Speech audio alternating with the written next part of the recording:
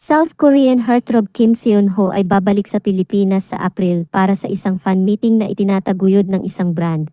Ayon sa anunsyo ng tagapamahala ng kaganapan ngayong Miyerkules sa kanilang mga social media pages, sinabi ng kumpanyang Nutriesha na nagbebenta ng Iwasi Ketchup at may bagong kinikilalang endorser na si Kim Seon-ho na 37 taong gulang na ito'y gaganapin sa Mall of Asia Arena noong April 13.